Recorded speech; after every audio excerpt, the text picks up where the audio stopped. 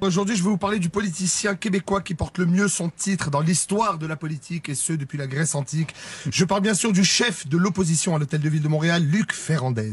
Il porte bien son titre parce qu'il s'oppose à tout, toujours, tout le temps. Tellement qu'il a annoncé qu'il ne se présentera pas contre Denis Coderre en 2017, puisqu'il reste toujours beaucoup à faire au niveau de son fief, le plateau Mont-Royal. D'après moi, il a peur de gagner. Oui, parce que s'il gagne, il ne pourra plus s'opposer, ça va scraper son hobby, l'opposition. Il est intense, Luc, mais il va pas s'opposer à lui-même quand même. Hein. Rappelez-vous, à l'annonce du projet 1540, je vais expliquer le concept pour nos auditeurs, ceux qui se rappellent pas, c'est en fait, ils ont annoncé qu'ils veulent construire un 10-30 comme à Brossard, mais à l'intersection de la 15 et la 40. Un concept génial, c'est plusieurs magasins, un à côté de l'autre. Là, tu te dis, un centre d'achat? Oui et non. En fait, c'est un centre d'achat, mais ils ont comme enlevé le toit. C'est un centre d'achat décapotable. Tu vois, mais de marque qu'il y a. Elle est belle, il y a plein de gadgets, mais tu le sais que dans le fond, c'est de la merde. Voilà. Là, tu te demandes pourquoi j'irai. Si c'est dehors, je vais aller au centre-ville. Bon argument, mais ils ont pensé à ça, les vicieux.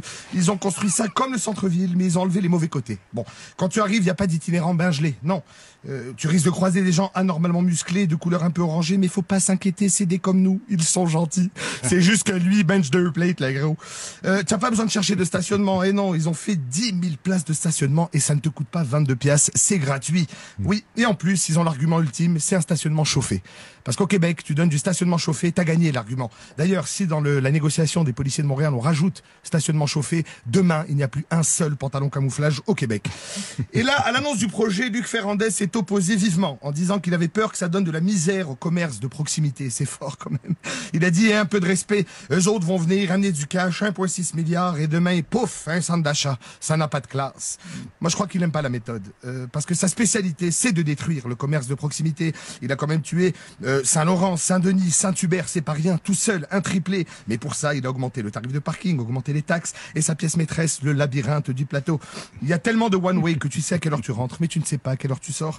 Il y a une famille que je vois passer, ça fait 2 semaines. Le monsieur est rendu avec une barbe, et la femme a commencé à tricoter des chandails de laine à l'approche de l'hiver. C'est quand même intense.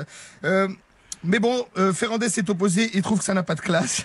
Les gens du plateau, même les crosseurs, c'est des artistes. Mais en même temps, je le truste pas, ce gars-là. Il a pas trop de jugement. Le gars a renversé le plateau pour que Montréal devienne une capitale du cyclisme. Eh Coco, tu vois pas qu'il neige 10 pieds de neige par année?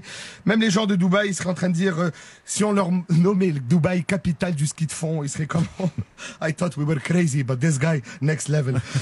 Oui. En même temps, tu vas me dire qu'il y a les cyclistes qui roulent à l'année. Hein, ceux qui n'aiment pas vivre.